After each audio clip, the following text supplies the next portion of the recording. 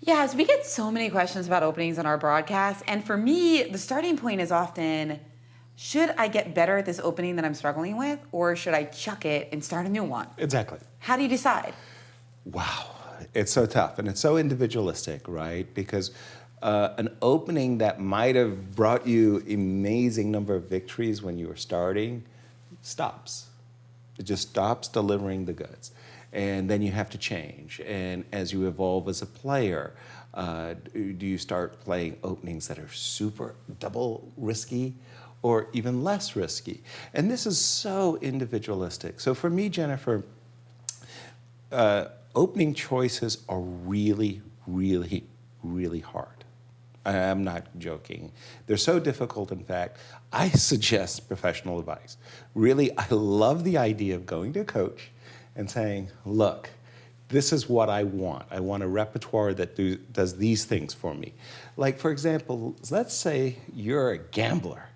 You really love those risky double-edged variations. Well, that's a gimme. I'm going to suggest all kinds of Dragon Sicilians like a play. Grunfeld's your favorite young lady. Grunfeld plays. King's Indians, super sharp, dynamic, where the game can change instantly.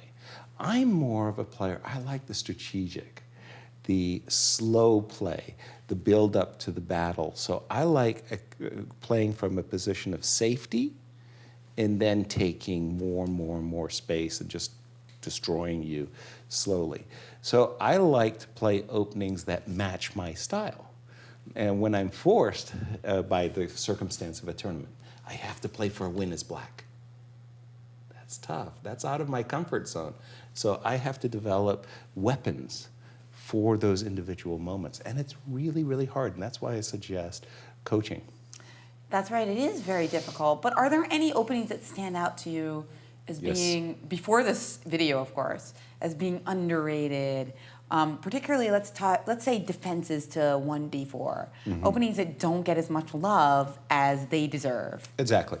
Okay, so first of all, regardless of your strength of a player, starting player, class player, getting expert, becoming really good, master player and above, you must study the classical defenses.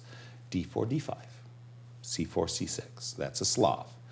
Study them. You have to have a classical defense in your repertoire for both E4 and D4.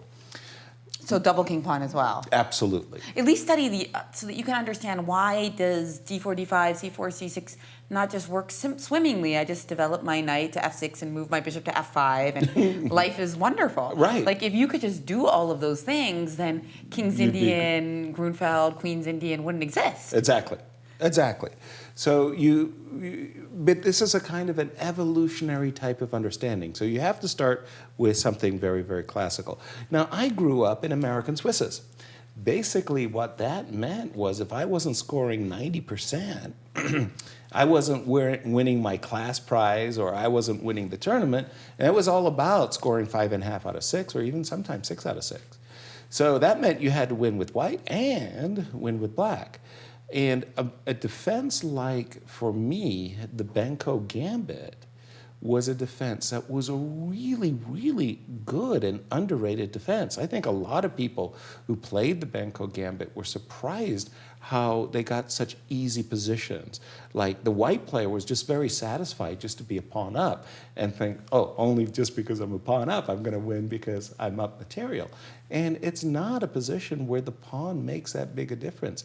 It's really about the maneuvering and the quality of the harmony of the pieces. So for me, if I had a young player that was coming up today, I would be saying, look, let me teach you about the Benko Gambit. It's really underrated, even today. A good pick, and I think Alejandro would like what you're saying. Oh, yeah, I'm sure he does. Yeah. We can't tackle all of the questions because it's a huge conversation. It is.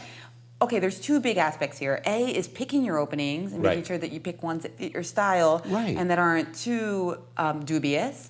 But then the second step is actually knowing enough about this opening so that you can improve your rating, right? Obviously, you're not going to be an 1800 who knows it to a 2800 level, but so that you can kind of make your openings a good part of your game, not a lacking part of your game. Exactly. So what are your main tips?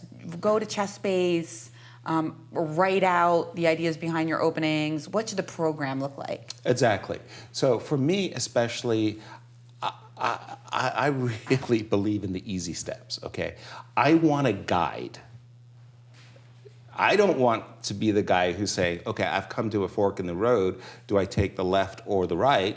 No, I want to say, I've got this professional. His name is Garry Kasparov, and he plays the Grunfeld defense. So I have this guide, and I'm going to use him. He's the guy who's paid 2,000 hours per year studying this opening and defense. I'm going to choose my repertoire based on how he plays. So I'm saying make that shortcut. Find yourself a guide, a professional player who's really good at a specific opening, and let him guide you in your chess opening and understanding. And if you can't afford Garry Kasparov, or well, no, I'm saying use him on the chess base and the databases. You're saying follow. I thought you meant getting a coach. No, you're saying follow a great player and kind of copy what sub variations they're playing. So Peter Svidler, who, by the way, big shout out to Peter, he's a great Grunfeld defense player. MVL. What does MVL do against this approach of the Grunfeld? What does he do against that approach? Follow MVL. Don't sit there and say, I'm going to think MVL and his approach to this particular position. No, it's not going to happen. And I have to say, I have a caveat to that. Like, please. Sometimes you follow people, and if you're not at that level, there are lots of sub-variations that you're not going to understand why they chose X, Y, or Z. Right.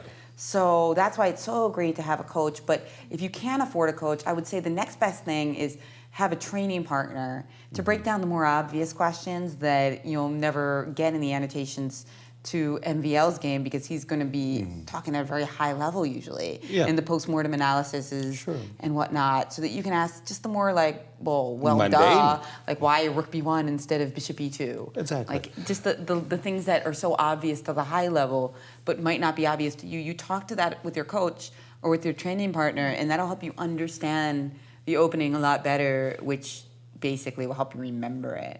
Oh, I couldn't agree with you more. And furthermore, I really like the idea of taking your own little notebook and writing out the variations and the key moments. And to this extent, one of my great pleasures in the world of chess is the friendships that I've developed through chess. And if you've got a friend who's a good competitor and a rival, and you can buck heads together and study together, that's just a great way of improving your game, Jen. So make friends and pick the right openings to start with. All right. You got the it. formula to success.